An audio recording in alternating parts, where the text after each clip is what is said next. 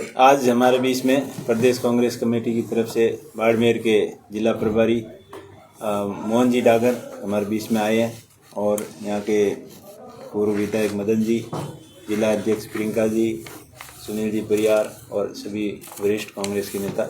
आज का press conference करने का मकसद था कि एआईसीसी और पीसीसी द्वारा मनरेगा बचाओ संग्राम के अभियान की एक शुरुआत की है, जो 10 जनवरी से 25 फरवरी तक चलेगा और इसके अलग अलग चरण में चलेगा। अभी मोहन जी ने डिटेल में बताई इसकी प्लानिंग के बारे में पूरी।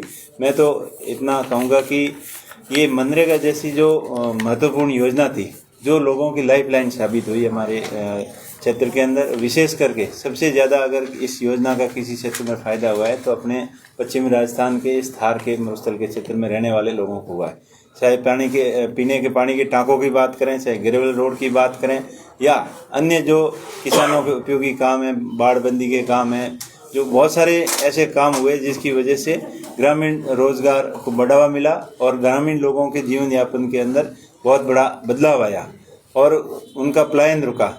जो मजदूरी करने के लिए बाहर जाते थे और जिनकी आर्थिक स्थिति बहुत कमज़ोर थी, उनको घर के अंदर रोजगार मिलने की वजह से क्षेत्र के लोग काफ़ी मजबूत हुए।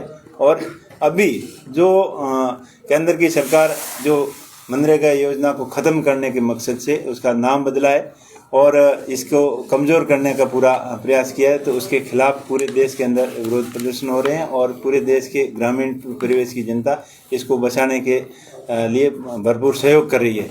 तो इसमें सबसे ज़्यादा जो बड़ा बदलाव वो किया है कि राज्यों के ऊपर 40% भार डाल दिया। तो पहले से ही राज्य आर्थिक रूप से कमज़ोर है और मटेरियल का पेमेंट, अभी राजस्थान की बात करें तो 2-3 साल से नहीं आ रहा है समय पर, लेबर का पेमेंट भी समय से नहीं आ रहा है। तो अभी जो इतना 40% भार राज्यों के ऊपर डाला है, तो राज्य इस भार को कैसे वहन करेंगे। दूसरा, ये बात तो करते हैं हमने 100 दिन से बढ़ाकर 125 दिन किया है, लेकिन 100 दिन कितने लोगों को पूरा किया। अगर बढ़ाना था 100 दिन 150 दिन करना था तो उस नाम में क्या इनको दिक्कत थी, क्या इनको तकलीफ हो रही थी कि उसके अंदर आप बढ़ा नहीं सकते थे, ऐसी क्या बाधाएं आ रही थी। तीसरा कि खेती के टाइम में नरेगा में रोज़गार आपको इस नई योजना के अंदर नहीं मिलेगा। तो वो सबके पास तो खेत है नहीं, जिसको रोज़गार की आवश्यकता है और उसको उस समय रोज़गार नहीं मिलेगा तो भी तब भी उनके रोज़गार लेबर के साथ में बड़ा अन्याय हुआ है। और उनको जो 2005 के अंदर मनरेगा जब स्कीम आई तो उनको गारंटी दी थी रोज़गार की, उस गारंटी के अधिकार और उनके मौलिक अधिकारों का हनन हुआ है।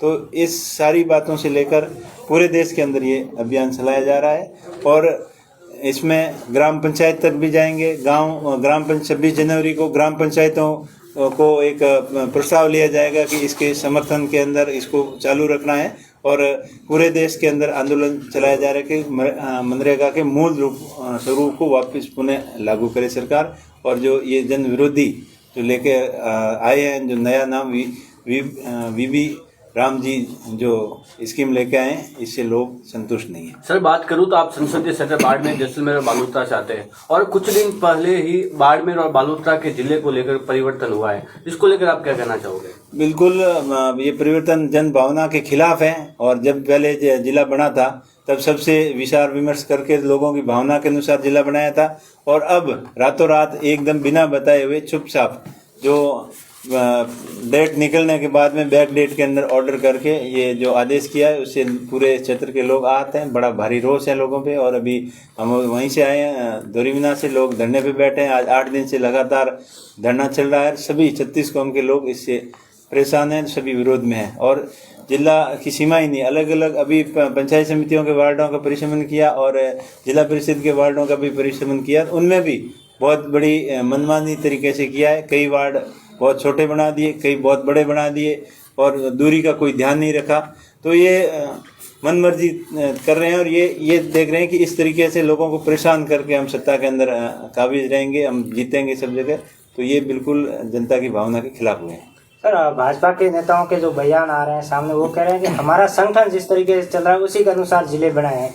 तो क्या गुड़ामालानी उनके संगठन के अनुसार बनाया या फिर बायतू अलग है? तो पहले गुड़ामालानी वाले कहाँ गए थे जब जिला बनाया था तो उस समय मांग क्यों नहीं की भी कि किसी की एक ही मांग आई हो कि हमको बालोतरा के अंदर रखना है और किसी ने मना किया हो। तब तो बात तब की है, लेकिन ये मन गढ़ंत बातें कर रहे हैं। ये खाली अपने हिसाब से देख रहे हैं कि हमें आने वाले समय में कैसे फायदा होगा। फायदा लोगों को तंग करने से नहीं होगा, और फायदा तो लोगों को मन जीतने से होगा। और ये जो अभी कर रहे हैं, जो अपनी आगे की फ्यूचर प्लानिंग के हिसाब से देख रहे हैं, जाति और धर्म के नाम पर और क्षेत्रवाद के नाम पर जो भी ये कर रहे हैं, तो इससे जनता बिल्कुल आहत है, और इस तरीके से जनता को परेशान करके कोई विकास नहीं किया जा सकता। एक सर, प्रदूषण के मामले में छोटे छोटे इकाइयों को जैसे बांधनी, टाई डाई, छापा रंगना, उन पर कार्रवाई हो रही है और बड़े स्तर पर कोई कार्रवाई नहीं हुई जो नदी में। बिल्कुल आपने बिल्कुल ठीक कहा। मैंने पहले प्रदूषण को लेकर लोकसभा के अंदर भी 3-4 बार आवाज उठाई और क्षेत्र के लोगों की मांग को रखा था कि बड़े लेवल के ऊपर प्रदूषण हो रहे हैं। आपकी बात बिल्कुल ठीक है, उन्हीं को टारगेट करना चाहिए, लेकिन सरकार की मंशा नहीं है। मंशा बड़े उद्योगों को सपोर्ट देने की और छोटे उद्योगों को खत्म करने की है। इनकी नीयत ठीक नहीं है और ठीक ढंग से काम नहीं कर रहे। अगर ठीक ढंग से काम करते तो यहाँ सीईटीपी प्लांट 18 MLD का लगा हुआ है, वो कभी भी अपनी पूरी क्षमता के ऊपर नहीं चला। और हमारी और सभी क्षेत्र के लोगों की यही डिमांड थी कि बड़ा जो एक उसके पास में और ट्रीटमेंट प्लांट है, वो तो अभी तक चालू ही नहीं किया और कागजों में सारे चल रहे हैं।